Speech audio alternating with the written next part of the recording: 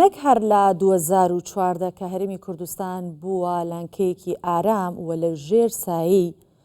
ئاڵای کوردستان و ئاڵای پێشمەرگە کۆمەڵێ خەڵک و هاوڵاتی عراقی کە ئاوارە بوون هاتنە هەرێمی کوردستان هەر ئەم پێشمەرگەیە کە محەممەد حەلبووسی سەرۆکی پەرلەمانی پێشووی لە کارلادرا و مامەڵەی بەو شێوە لەگەڵەکات کە نابێت چەکی پێ بدرێت چەکی قورسی پێ بدرێت نەوەکو دژ بە خەڵکی عراق بەکاری بێنێت یاخود هەندێک بابەتی دیکە کە باز دەکات ئەوە لە یاد ناکەین کە هەر خودی حەلبووسی خۆی و خانوادەکەی پەناگەکەیان هەر ئەم کوردستانە بوو لە دهۆک بوون و جگە لەمانە هەر ئەم هێزی پێشمەرگەیە بوو کە نەیهێشت لە خۆپشاندانەکانی تشرینیەکان محەممەد حەلبووسی لە ناو پەرلەمان خەڵکی عراق چۆنەڵێت لەتی بکەن بەڵام چۆنە وا لە بیری چووە بۆەوەی کە لە بیری چووە بێگومان کوردستان 24 ماوەی چەند ڕۆژێکە بە ڕووماڵێکی تایبەت قسە لەسەر ئەماکات و بە بیری حەلبووسی هێنێتەوە ئەگەر بە بەرژەوەندیەکی تەسکی حزبایەتی بە تەمایە پۆستێک وەربگرێتەوە ئەوە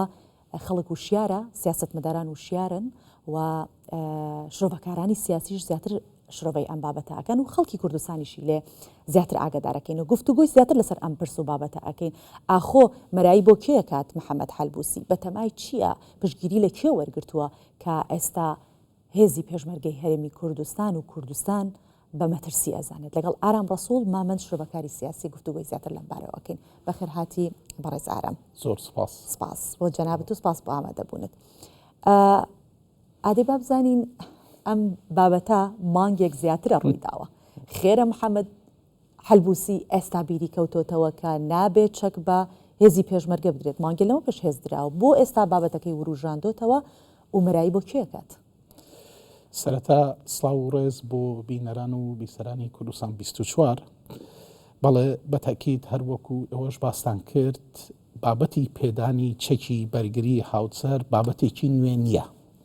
و هەر وەکو لە بەیاننامەکەی وەزارەتی بەرگری عێراقیشدا هاتووە ئەمە دەگەڕێتەوە بۆ گرێبەستێکی چەندین ساڵ پێش ئێستا و لەو کاتانەدا کە محەممەد حەلبووسی خۆی سەرۆکی ئەنجومەنی نوێنەرانی عێراق بووە بێگومان ئەگەر کەسایەتیەکی سیاسی و بیرمەندێکی سیاسی و شارەزا بوو بایە ئەیزانی کە ئەم گرێبەستە و ئەم پرۆسەیە شتێکی تازە نییە بەداخەوە لەم کاتەدا وروژاندنی ئەم بابەتە لەلایەن محەممەد حەلبووسی و دروستکردنی ئەو گومانەیی کە خۆی باسی کردووە کە نەوەک ڕۆژێک لە ڕۆژان بەرامبەر عێراق بەکاربێتەوە من وای دەخوێنمەوە کە جگە لە مەرامێکی شخصیش نەک حیزبی شخصی لەبەر ئەوەی کەسایەتی خۆی کەسایەتێکی شکست خواردووە نەک تەنها حیزبەکەی و لایەنەکەی بۆکو مەرامێکی شخصی ئەم پەیامەی بڵاو کردوێتەوە بۆ وروژاندنی جۆرێک لە شەقامی عێراقی و بۆ سەرنجڕاکێشانی ئەو سەرکردە سیاسی و ئەو لایەنانەی کە لە ئەساسدا بەرنامەیان دانا بۆ لادانی خۆی واتە ئەوەی کە جەنابەت پرسیارت کرد مەرایی بۆ ئەوانە دەکات کە لایەندا لە پۆستەکەی بەداخەوە محەممەد حەلبووسی لە سەرەتا پێمان وابوو لەوانەیە وەکو گەنجێکی هەڵکەوتەی ناو سوننە جێگای ئومێد بێت بە شێوازێکی مۆدرن بیر بکاتەوە و تۆزێک مێژووی خوێن بێتەوە یان لایەنی کەم دەستوری عێراقی خوێن بێتەوە بەڵام بۆمان دەرکەوت کە کەسایەتی ئەو کەسایەتێکی زیاتر وەکو شۆمان وەکو نمایشکار لە شانۆی سیاسی نەک وەکو بیرمەندێکی سیاسی هاتە پێشەوە هەر بۆیەش زۆر زوو تووشی هەڵە بوو و وەکو ئێوەش باستان کرد لە کاتی کە پێویستی پێبوو ئەوە پێشمەرگە بوو ئەوە هەرێمی کوردستان بوو پاراستی ئەوەی لەوە گرنگترە من حەز دەکەم ئاماژەی پێ بدەم بۆ هەموو ئەوانەی کە وەکو حەلبووسی بیر دەکەنەوە بەڕاستی ئێمە پێیان دەڵێن بڕۆن دەستوری عێراق بخوێننەوە بڕۆن تەماشای مادەکانی 921 و مادەکانی دەستور بکەن کە پەیوەستە بە هێزی پێشمەرگە و بە دەسەڵاتەکانی هەرێمی کوردستان لەوە زیاتر پێیان دەڵێن بڕۆن مێژوو بخوێننەوە چ مێژووی نزیک کە وەکو ئێوەش باستان کرد لە شەڕی بەرگری لە خاک و نیشتیمان دژی تیرۆرستانی داعش ئەوە هێزی پێشمەرگە بوو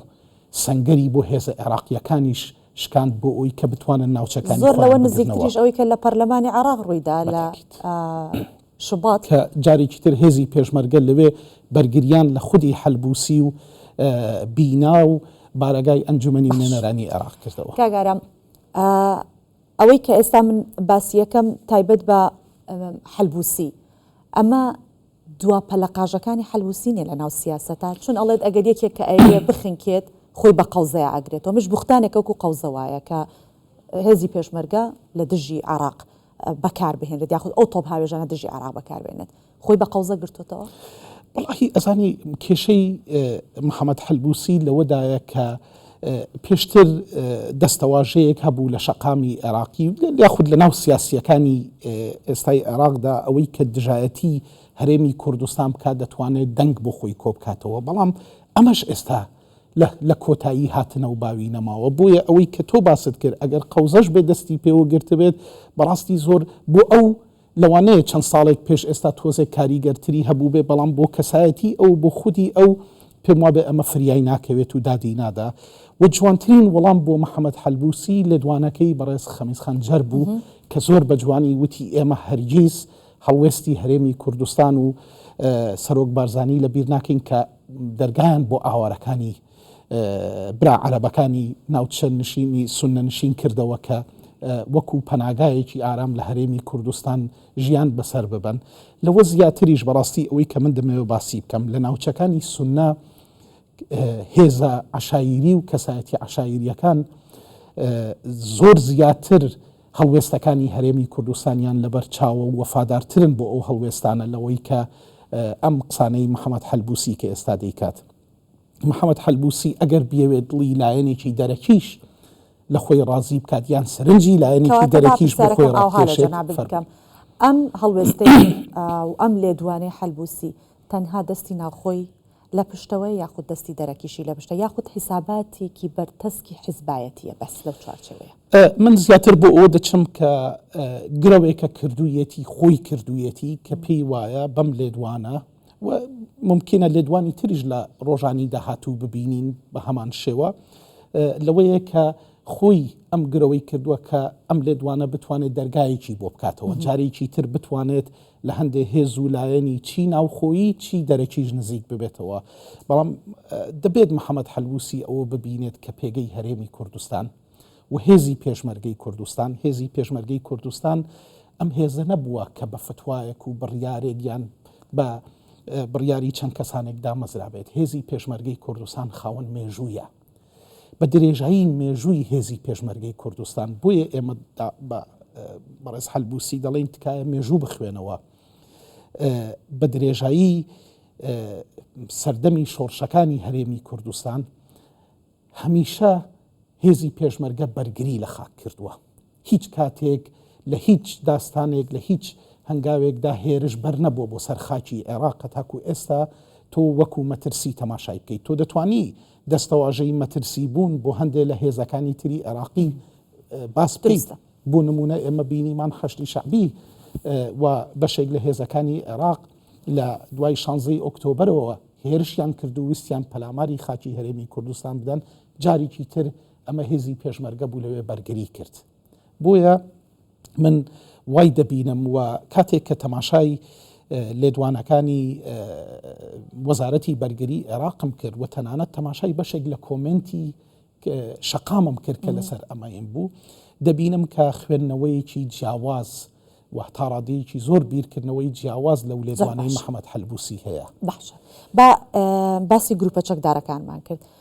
بۆ محەممەد حەلبووسی باس لە گروپە چەکدارەکانی تر ناکە خۆمە دەشتی نینەوە خەڵکێکی زۆر هەیە ئێوە بگەڕێتەوە بۆ ناوچەکانی خۆیان بەڵام لە چاو گروپە چەکدارەکانی تر ناتوانێت بگەڕێتەوە بۆ ناوی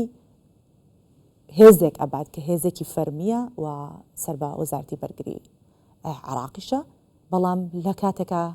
چەندین هێزی میلیشیا و چەکداری دیکە هەن کە تووشی عێراقیان تووشی کێشە کردووە. دروست پەیامەکەی حەلبووسی بۆ ئەوەیە کە سەرنجی ئەم هێزانە بۆ لای خۆی ڕابکێشێت و ناوێرێت واقع و ڕاستی ئەوەی کە لە ناوچەی سونە دەگوزارێت باس بکات. بێگومان حەلبووسی ئاگاداری ئەوەیە کە ئەو هێز و میلیشیانەی کە لە ناوچەی سونە نشین لە عێراقدا دەوریان هەیە و ڕێگری دەکەن لە گەڕانەوەی ئاوارەکان ڕێگری هەندێک جار ڕێگری دەکەن لەوەی کە تەنانەت ئاوەدانی بگاتە ئەو ناوچانە ئەوەڵەن ئەو غیرەتی ئەوەی نییە جورئەتی ئەوە ناکات کە باسییان بکات دواتر ئێوێ ئەمانە ڕازی بکات سەرنجی ئەم هێزانە بۆ لای خۆی ڕابکێشێت کە من پێم وایە لەوەشدا سەرکەوتوو نابێت لەبەر ئەوەی ئەو هێزانە پشت بەستون بە جیهەتی تر و وەڵامی حەلبوسی نادەنەوە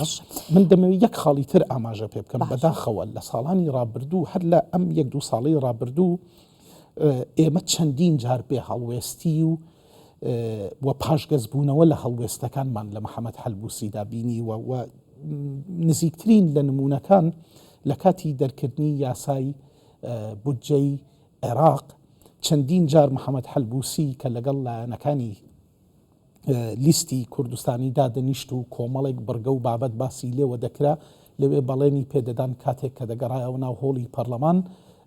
پەشیمان دەبووە لەوە با من ئەوکو دواپرسیار لە بەڕێزت ئەوە بڵێم کە حەلبوسی بەم لێدوانەی تەنیا ئەوە نەبوو کە لایەنی سیاسی کوردی دابنیشن قسە لەسەر بابەتەکە بکەن و چکە مێژوو بۆ خۆی دووبارە ئاکاتەوە کێن ئەڵێ جارێکی تر حەلبوسی ناچار نابێتەوە کە پەنا بۆ خۆمان بێنێتەوە دیسان و داوا لە پێشمەرگە بکات کە پشتیوانی لێ بکەن بەڵام لە لایەکی ترەوە دەرگایەکی خراپتریشی لە خۆی کردەوە کە هێرش بکەنە سەری ئەویش هێزی هاوپەیمانانە چووکە هێزی پێشمەرگە بەشێک نییە لە هێزی هاوپەیمانان ئەوە چ دەرگایەک بۆ حەلبوسی کاتەوە من پێم وایە بەبێ گومان حەلبوسی بەم لێدوانەی خەتێکی بە چارەنووسی سیاسی خۆی داهێنا بە دەوری سیاسی خۆی داهێنا لە عێراق هەم پشتیوانی کوردی لەدەستدا کە وەکو باسمان کرد زۆر جار کوردستان هێزی پێشمەرگە و سەرکردایەتی سیاسی کوردستان بەهانای حەلبوسیەوە چوون و پاراستویانە و تەنانەت پشگیریان کردووە بۆ ئەوی پێگەی سیاسی هەبێت هەم ئەم جارە دەستی بۆ بابەتێک برد کە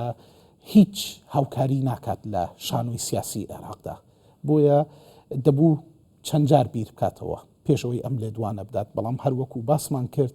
کەسایەتی محەممەد حەلبوسی کەسایەتێکی سیاسی بیرمەند نییە کەسایەتێکی شۆمان و خۆ دەرخستن و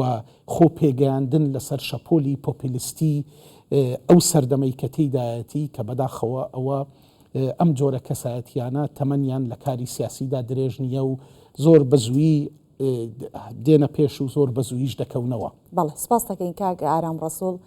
حەلبوسی بۆ ڕیش ڕۆی سمێڵی شێخستە سەر سپاس کە لەگەڵ زۆر سپاس بۆ دەستخۆش